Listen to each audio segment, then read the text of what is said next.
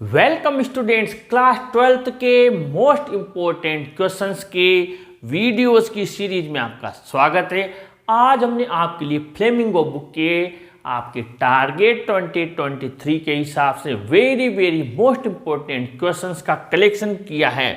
और ये जो क्वेश्चंस हैं ये सारे क्वेश्चंस आपके लॉन्ग आंसर टाइप क्वेश्चंस हैं, यानी जो आपको बहुत ज़्यादा मेहनत करवाते हैं, बहुत ज़्यादा याद करने की कोशिश करनी पड़ती है, लेंथी जिनको हम बोलते हैं कि लिखना होता है वही है।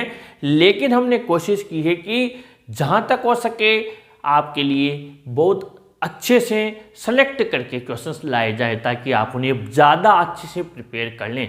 याद और भी करने हैं लेकिन इन्हें बहुत अच्छे से तैयार कर ले। मेरे अकॉर्डिंग मैंने जो मोस्ट इंपॉर्टेंट क्वेश्चन सेलेक्ट किए हैं लॉन्ग आंसर टाइप में, उन्हें देखे फ्लेमिंगो बुक के। पहला question, the story the red trap is a mixture of entertainment and philosophy explain. यानी ये जो रेड ट्रैप की जो कहानी है ये मनोरंजन और दार्शनिकता का मिक्सचर है, यानी कि मिक्स है। इसको आप एक्सप्लेन कीजिए। और दूसरा इसी में से, what was Adla's attitude towards the peddler.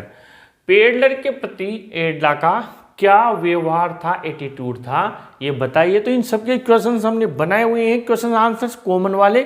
आप जो भी क्वेश्चन है या जो भी आपको टॉपिक मिलता है, जैसे एडला का कैरेक्टर स्केच है तो वहां से पूरा एडला से रिलेटेड कोई सा भी क्वेश्चन आ जाए आपको मिल जाएगा। इसमें एक दो क्वेश्चन ऐसे जरूर हैं जो हमने बनाए हुए नहीं है, जैसे जैसे हम आपके लिए वीडियोस लाते जा रहे हैं उनको भी जरूर इंक्लूड कर लेंगे। लेकिन मोस्टली क्वेश्चंस हमने आप लोगों के लिए बनाए हुए हैं और कॉमन वाले बनाए हुए हैं। यानी ये क्वेश्चन आप याद करोगे एडला वाला तो लगभग एडला से रिलेटेड 10-15 जितने भी क्वेश्चंस बनते हैं सारे उस कॉमन आंसर से निकल कर जाएंगे, ये ऐसा मुझे पूरा विश्वास है। इन क्वेश्चंस के आंसर्स आपको बेकायदा आप बस टॉपिक का नाम by English Guru Mahesh Sharma search करें, वहां पर मिलेंगे कॉमन वाले। आगे बढ़ते हैं क्वेश्चन नंबर 3 में, why did Gandhi ji agree to a settlement of 25% refund to the farmers. किसानों के लिए 25% जो राशि रिफंड थी वापस देनी थी, उस पर वो क्यों सहमत हो गए, इंडिगो से लिया है। और how was Gandhi ji able to influence lawyers, और वकीलों को किस प्रकार गांधी जी ने इन्फ्लुएंस किया, प्रभावित किया, इस पर भी क्वेश्चन पूछा जा सकता है इंडिगो से। इस बार ये दोनों क्वेश्चन मोस्ट इंपॉर्टेंट है। Question number 5, what work did the office boy do in the Gemini studios. यानी जेमिनी स्टूडियोज में वो लड़का ऑफिस बॉय क्या काम करता था। Why did he join the studios, studios को ज्वाइन क्यों किया, आया क्यों था। और व्हाई वाज ही डिसअपॉइंटेड, और निराश क्यों हुआ। पोइट्स एंड पेनकेक से हैं, वेरी मोस्ट है। या मैं कहूँ इस साइड से जो ये क्वेश्चंस लिखे हुए हैं ये प्रबल दावेदार हैं इस बार आपके।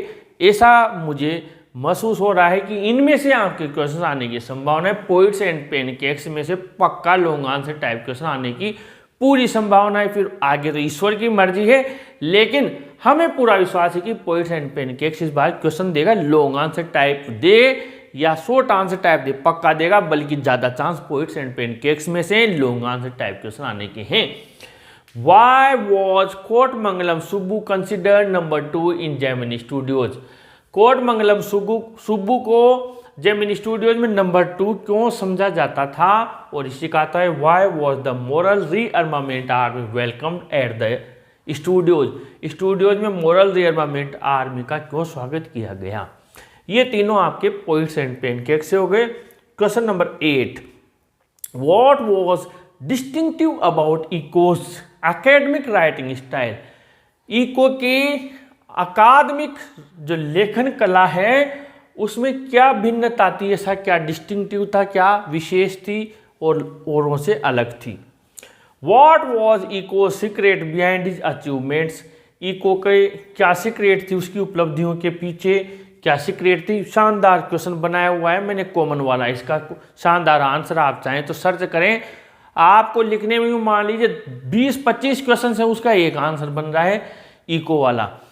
What are the positive and negative views on interviews. Interviews का भी मैंने शानदार बनाया हुआ कॉमन वाला, पॉजिटिव और नेगेटिव यूज क्या है। तो द इंटरव्यू, यानी ये दोनों क्वेश्चन दोनों चैप्टर हो सकता है इनमें से एक ऊपर और एक नीचे अथवा में आ जाए, लेकिन संभावना प्रबल है, 1000% संभावना है। अच्छे से तैयार करें।